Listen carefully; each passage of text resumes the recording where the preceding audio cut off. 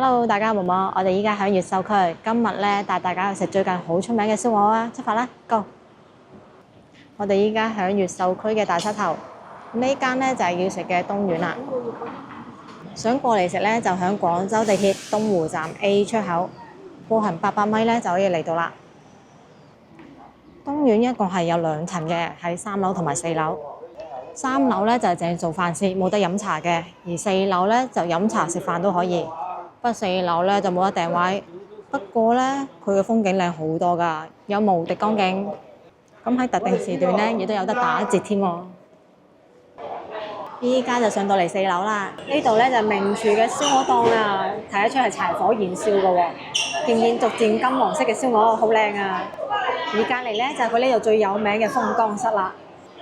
咁東丸最有名嘅咧就係燒鵝。餐廳自己宣傳咧就係瓦爐果木燃燒嘅，保證唔賣出爐超過45分鐘嘅燒鵝。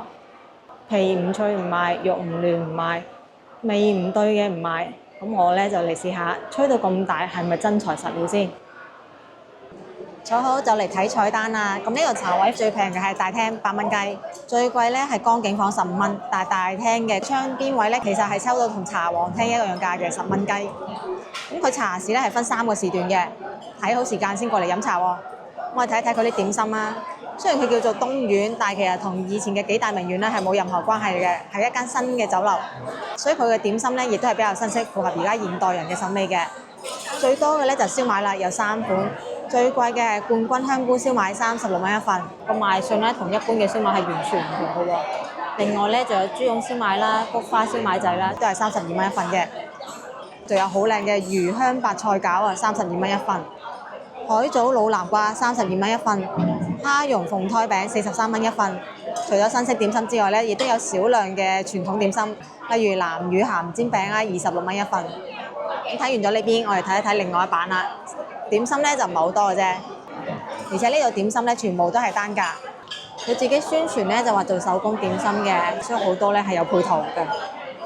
呢邊咧就有比較多嘅傳統點心啦，有蝦餃啦、排骨啦、鳳爪、金錢肚都係比較常見嘅。少見嘅咧就係竹笙野菌果36蚊一份。咁有各種精美點心啦，仲有拉腸啦、粥粉麵同埋酥點啊。酥點之中咧比較特別嘅係雞仔堡塔塔4件30蚊一份，3個核桃36蚊一份，同埋一個香水檸檬28蚊一份。真係好特別啦！就睇個賣相咧係有8份嘅，唔知味道點啦。咁睇完咗茶市嘅點心紙之後，我哋睇睇餐牌啊。餐牌咧就以海鮮為主，咁有刺身嘅，有炒嘅，全部都有寫價格㗎啦。由最貴嘅1399蚊一隻嘅帝王蟹，到69蚊一位嘅小東星斑4兩啊，真係神奇啊！可以揾到咁細條嘅東星斑翻嚟。呢份咧就係正餐餐單啦。首先係招牌菜式燒鵝。88蚊上裝，98蚊下裝，178蚊半隻，348蚊一隻。咁佢好識標價，下裝咧係比上裝貴10蚊雞嘅。另外咧仲有雞啦、乳鴿啦、叉燒啦。咁睇完咗佢嘅招牌菜之後咧就係前菜啦。咁前菜咧唔好以為都係小菜喎，呢度咧係有好豪華嘅拼盤㗎，需要398蚊到888蚊㗎。因為而家嘅拼盤咧經常都係呢種鯛魚啊。而且係魚圖所示嘅，擺到好豪華嘅，非常之適合影相嘅，好有派頭。咁仲有咧就係各式炒菜啦。咁炒菜方面咧，其實唔好睇呢度有個38蚊啦，呢個係2件起點嘅，所以炒菜方面咧最平都要50幾蚊一碟㗎。呢度定價咧係唔平㗎。你喺醬煲啊，醬黃鱔咧要98蚊一份㗎，最平嘅咧係58蚊嘅醬田雞。菜式咧就得咁多。我哋睇另外一版啦。就咁睇咧，呢邊嘅定價咪有啲貴咧，所以咧。服務員一直都推我哋食套餐，而一直都唔肯俾張餐單我哋啊！但我哋堅持要睇睇㗎。湯方面咧係有3種嘅，大量嘅海鮮菜式啦。炒時蔬咧就40幾蚊到50幾蚊，主食咧就40幾蚊，仲有少量嘅點心啦、飲料啦。飯咧係6蚊一碗㗎，打包盒咧1蚊一個，全部都寫得好清楚。套餐咧確實抵食好多，實付先至98蚊呢個套餐。有頭盤啦，係一個刺身拼盤，咁有鯛魚、有番茄，亦都有個奶酪烤貝貝瓜。啱先見到嘅點心紙有佢份嘅喎。咁燒鵝咧就一例10件嘅啫，寫明。仲有一份點心拼盤，黑金紫菜墨魚球拼蝦蓉鳳胎餅。主食咧係豉油皇炒麵，時蔬咧就肉粒炒菜心，仲有個甜品嘅係楊枝甘露，位上一共有2份，包埋茶位費啦，先98蚊，確實抵好多。呢個咧就10蚊雞一位嘅大廳窗邊位啦，係咪好靚咧？呢個無敵大江景。右手邊嗰條咧係江灣大橋，今日天氣好好啊，睇江景舒服啊！而且呢間茶樓咧空調夠啊，望住外邊雖然曬，但係入邊一啲都唔熱，係好舒服㗎。上菜速度非常快啊！前菜咧上咗嚟啦，刺身拼點心，咁睇落去咧肉質都可以，下邊咧放咗大量個冰，不過咧就冇用保鮮紙嚟隔開嘅。等我試下夠唔夠新鮮。呢個咧係鯛魚刺身，切得咧都幾厚下嘅。我試下夠唔夠新鮮先。佢有配芥末辣椒嘅，點一點就可以開食啦。好大牙喎，新鮮嘅喎。不過呢咁冰冰涼嘅前菜咧，就後生仔比較啱。呢個係番茄就唔使點，芥末辣椒啦。肉茄嚟嘅喎，係就有酸甜開胃啊！不過真係太凍啦，凍到我牙都痛啦。呢個咧就奶酪貝貝南瓜啦，雖然係點心，但係非常之大嚿啊，超大嚿，都唔知點樣食啊！口感咧係比較軟嘅，味道嘅話就還可以啦，因為奶酪味咧係比較搶風頭嘅。南瓜味太淡啦，我覺得作為前菜嘅話咧，佢好似飽腹感有啲太強啦，而且咧好容易食到皮啊，要咁樣搣起咧，好似食橙咁樣搣㗎，好奇怪啊！咁樣食咧，南瓜味就會明顯一啲啦。因為個南瓜味道都幾好食㗎，就係融合得唔係好好咯。呢個咧就係佢哋招牌燒鵝啦，雖然一例咧就得10件，配咗少少時蔬嘅粟米同埋豆角，亦都有酸梅醬。酸梅醬入邊咧有好多粒酸梅嘅核啦，表達一下自己真係酸梅醬咯。咁佢呢隻碟咧下邊係有蠟燭保暖嘅喎，呢方面咧就做得比較細心嘅，不愧係招牌菜，賣得嗰個價錢唔保暖嘅話咧，就確實有啲講唔過去啦。咁就好唔好彩啦，俾嘅咧係上裝嚟嘅，啱先睇到啦，上裝咧係88蚊，下裝咧係貴10蚊㗎，唉，我都係要試一試個味道嘅。咁樣睇上去咧，肉係冇咩皮下脂肪嘅，皮嘅話咧就唔算好厚，有少少光澤度，剩低嘅咧就等我試埋先再講啦。我試嘅話咧就試咗原味先，因為酸梅醬咧攞嚟解膩嘅啫，就唔好咁快解住啦。調味咧係好滿意嘅，但係我嘅選材咧就偏瘦，所以肉質咧係比較柴嘅，冇嗰種燒鵝應該有嘅油脂感。唔中意肥膩嘅咧，就應該比較適合呢份燒鵝啦。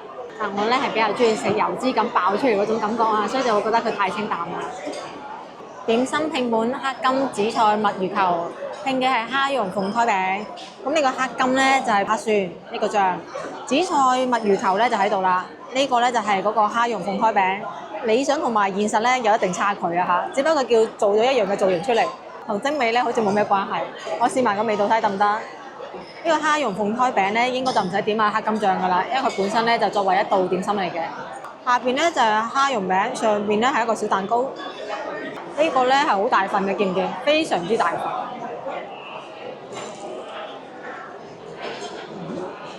啱先睇個賣相咧就覺得0分啦，而家食落去咧覺得滿分啦，真係好好食。佢入邊係真係有蝦嘅，而且蝦咧好彈牙，好鮮甜，外邊呢層咧係好酥脆嘅，上面嘅蛋糕咧就提供咗少少軟嘅口感喎。食落去咧唔單止味道豐富，口感亦都係比較豐富嘅，我覺得好好食啊！咁就到試呢個黑金紫菜墨魚球啦。既然叫一個名咁樣，梗係要點一點佢嘅黑金醬啦。黑蒜咧係甜甜地嘅味道嘅，同蒜嘅味道咧其實已經冇咩關係，係發酵過嘅蒜，亦都係好酥脆嘅一份點心，口感係好好，外邊夠晒酥脆，入邊嘅墨魚球咧好彈牙，但味道方面咧就差咗少少啦。我已經點咗好多嘅黑金醬，但係實在食唔出黑金醬嘅味道咯。可能因為外邊嘅紫菜咧太搶風頭啦，紫菜味太濃，而且有部分紫菜咧可能炸得太過酥脆，有啲燶啊，所以會有少少嘅糯味。入邊嘅墨魚球咧，亦都係提供咗口感，但係提供唔到墨魚嘅鮮甜味。呢份點心咧就差咗少少啦。呢種拼盤嘅好處咧，就係一次過可以試多幾款點心，邊種好食邊種唔好食咧，就一目了然。肉粒炒菜心、豉油黃炒麵，咁我試咗個菜心先啦。睇上去咧就好好游水啦，幾樣都係菜遠部分，菜味好濃，夠晒鮮甜。呢份咧就炒菜心啦，選材好就好食噶啦。佢揀嘅咧就全部都菜遠部分，有菜味，夠鮮甜，口感夠爽，而且咧放豬油嚟炒，仲有唔少嘅肉粒，咁有肉香味更加好食啦就。越簡單嘅菜式咧就越睇重選材嘅，呢份咧係做得到選材唔錯㗎。咁食完菜咧，我就試下個主食豉油皇炒麵，只係睇賣相嘅話咧，我覺得係最靚嘅豉油皇炒麵。因為上邊咧仲放咗黑白嘅芝麻㗎，咁樣搭配咗有葱啦、芽菜啦，夾喺住面，而家點啲辣椒醬，有少少味道。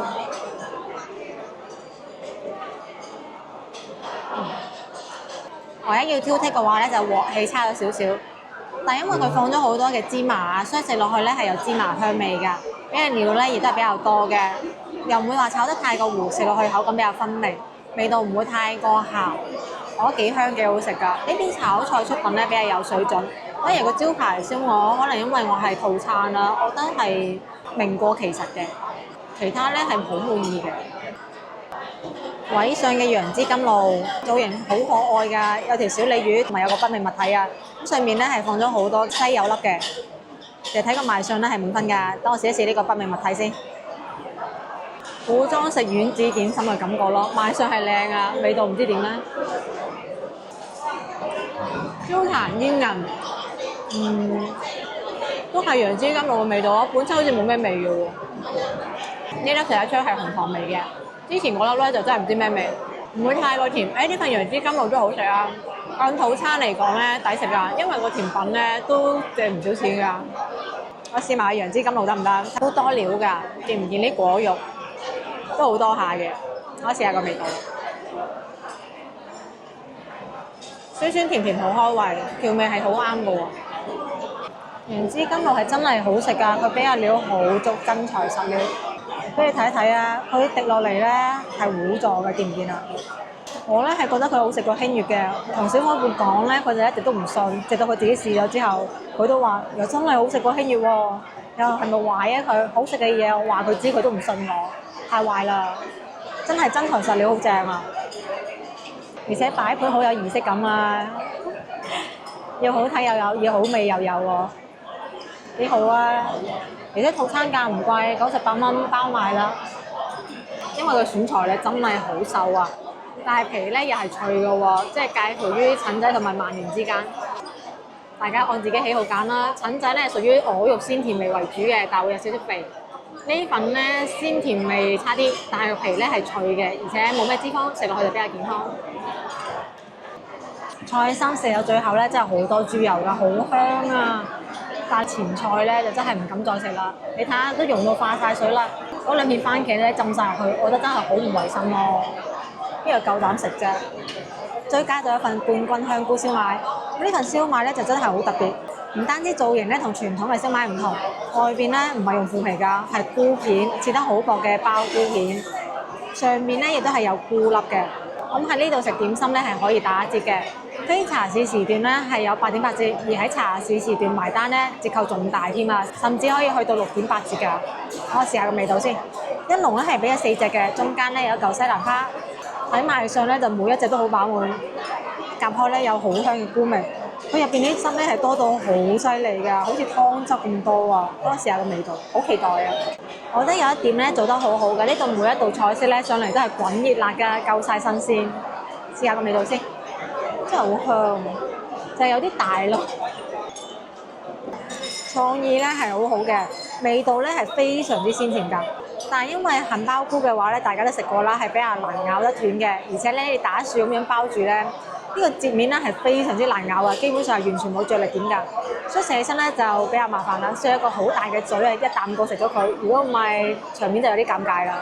唯一同傳統燒賣相似嘅地方咧，就係佢下邊咧係有豬肉嘅。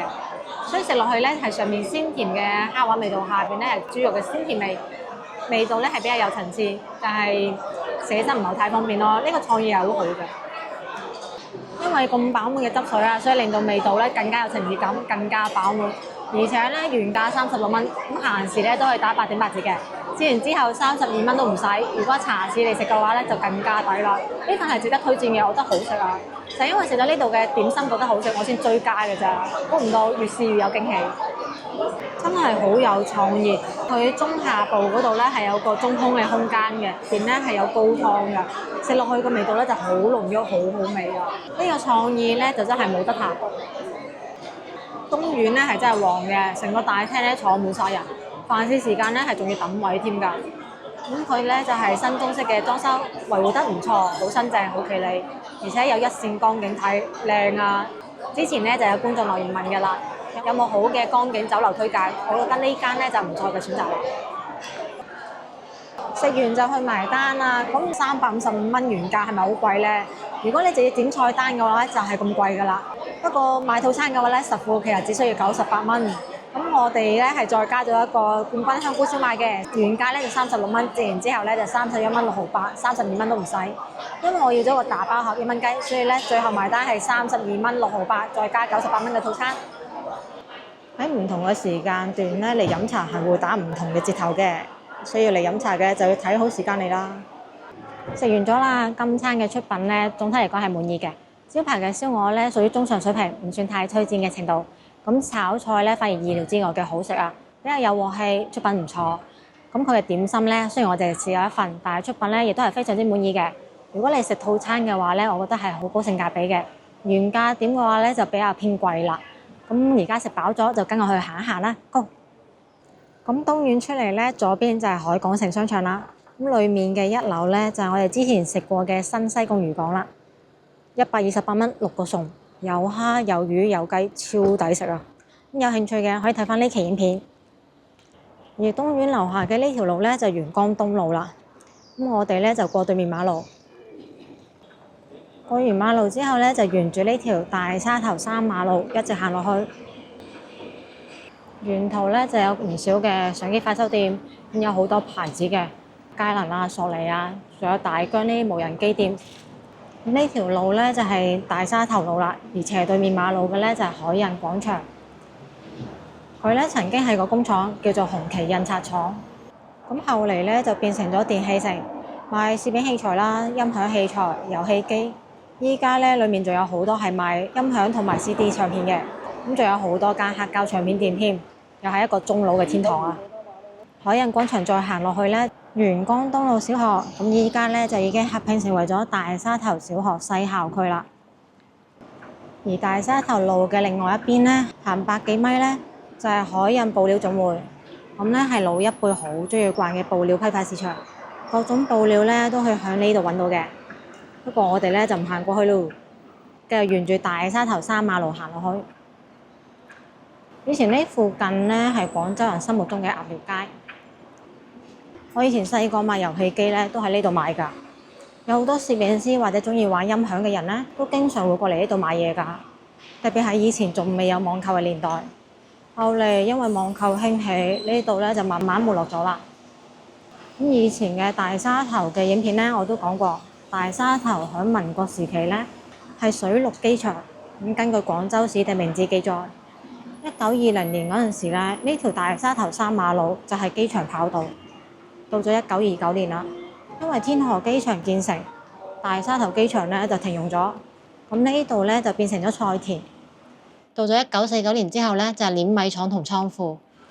去到1982年啦，先至改名叫做大沙頭山馬路。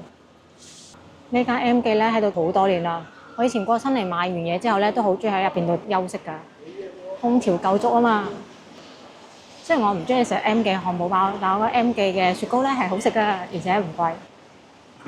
隔離咧就係日日先新街市啦，不過咧就冇幾多個檔口啫喎，好細型嘅街市嘅。但係菜價咧就好似價3蚊嘅小白菜，4個半嘅絲瓜。旺翻咗唔少喎，開嘅鋪頭多咗，好多高檔嘅音響店咧都係要實體店嘅，人哋試過聽過先買得落手㗎嘛。佢嘅沒落咧，唔單止因為網購興起嘅，亦都係因為而家新興嘅牌子咧，唔中意設呢啲專門店，維修咧都只能寄來寄去。雖然話係產自中國啫，但我哋自己本身咧都要寄過去先有得收，再寄翻嚟，好嘥時間嘅。行到嚟呢度就係星之光電器城啦。咁佢咧係燈光、音響、影音器材一條街，有好多嘅音樂設備啦、音響同埋射燈賣嘅。星之光電器城嘅對面咧，就係16中中學初中部。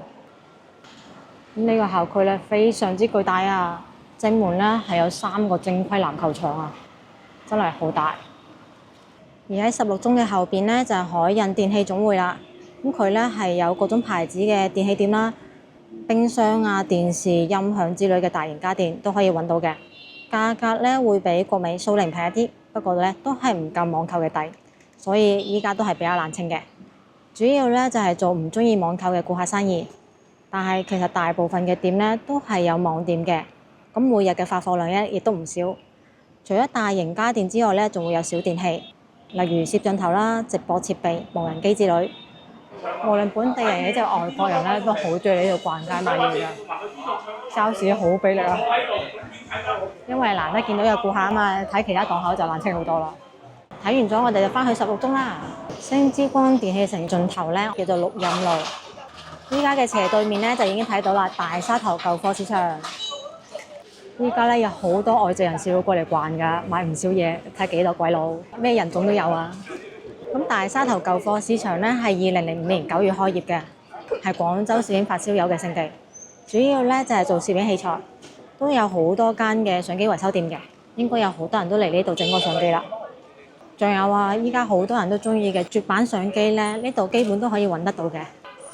呢邊而家咧就繁榮咗好多啊！疫情嗰時真係好冷清啊，估唔到開放翻之後咧，完全就成為一個熱鬧嘅批發市場啦。同以前一樣咁熱鬧啊，成個場都冇翻新過，熱鬧到完全估唔到天河嗰啲電腦城咧會落成咁嘅樣，呢度咧反而非常之繁榮。要知道，連中老天堂嘅將軍東嗰邊啊，都冇落得好交關㗎啦。呢度係一個例外啊！介紹完舊貨市場，我哋繼續沿大沙頭3馬路行落去。沿途咧亦都係呢啲電子產品嘅店，每一間都咁多人啊。對面咧就係東湖新村市場，而家就裝修晒，企理好多。你睇幾多車就知道繁忙啦。的士貨拉拉周街都係啊，行路少少啊嘛，避讓一下。不過係廣交會期間，吸引咗唔少嘅遊客過嚟採購啊。大中小商品一律唔放過。行到大沙頭3馬路嘅盡頭咧，我哋過對面馬路就會去到東湖西路啦。我哋咧就沿住東湖西路行，行幾十米就會過到嚟永盛上沙。永盛上沙咧就係觀眾希望我過嚟拍攝嘅地方。咁廣州市地名誌記載咧，永盛上沙、永盛中沙同埋永盛下沙咧，喺1949年以前都統稱為崩口塘。崩口嘅意思咧就係瓷器因為碰撞造成嘅口邊崩缺，咁咧係唔規則嘅凹凸形狀。當時因為呢邊咧都係唔規則嘅水塘，所以就叫做崩口塘啦。咁去到1958年，永盛中沙同埋永盛下沙咧就人為咁樣劃成咗東山湖，所以永盛上沙行到篤咧就係東山湖公園啦。依家永盛上沙右邊嘅呢個盤咧就係東湖新村，1986年起嘅，差唔多40年樓齡啦。樓價咧大概係43000左右平方米，睇得出舊㗎，仲係用呢種瓷磚外牆嘅，而且又係紅色嘅陽台。以前嘅配色真係好統一啦，紅黃配。舊樓咧一般都唔超過9層嘅，而對面呢個咁高大威猛嘅樓盤咧，係東湖御苑就貴好多啦，係20年前起嘅樓盤，6萬蚊以上一平方米啊！無論圍欄定成棟樓咧，都豪華好多。唔單止樓價差異大，體感差異都好大啊！咁我哋繼續沿住呢條路行，成條永盛上街咧就2個樓盤嘅啫，右邊嘅東湖新村同埋左邊嘅東湖御苑。咁東湖新村咧，臨街1樓咧，全部都係商鋪，好繁榮噶，而且每棟樓咧都有獨特嘅標明嘅喎。例如呢個叫五雲樓，當年咧應該都好風光嘅。行到永盛上沙嘅盡頭咧，就呢度嘅口袋公園啦。咁喺2019年咧先至起嘅。當時規劃局咧就要求每個5分鐘社區生活圈咧就要有一個咁樣嘅口袋公園，而呢個咧就示範工程啦，真係好口袋好迷你。有綠植有幾張凳，但係佈置得咧係比較精緻嘅，係有石雕嘅裝飾。因為係小公園，所以咧行入嚟咧係唔會安靜好多㗎，俾自己放鬆嘅小地方。細細啲嘅公園仔都介紹咗唔少嘢喎，呢度咧就有寫東湖新村嘅威水史，全國第一個商品住宅項目，第一個引進外資開發嘅住宅項目，第一個有物業管理嘅，咁第一個有電話嘅小區，好多個第一個。當年住東湖新村咧就應該好威嘅。咁咧就同依家住喺匯悅台咧係一樣威水嘅。講翻起匯悅台啊，上次拍珠江爬梯嘅時候咧都唔記得拍俾大家睇啊。匯悅台嘅價格咧係呢個25萬到30萬1平方米，嗰邊咧係連車位都要100萬一個㗎。咁除咗呢個介紹碑之外咧，嗰度仲有一個介紹碑㗎，東山湖公園歷史介紹碑，有講佢嘅歷史啦，就知道東山湖咧係人工挖出嚟嘅。呢個咧就公園仔嘅全貌啦。雖然細，但係五臟俱全啦。咁名勝上山咧就介紹完啦，今日嘅影片咧就到呢度啦。中意我嘅影片，想食地道粵菜咧就關注我頻道啦，點個 like，分享俾朋友仔，下期見啦，拜拜。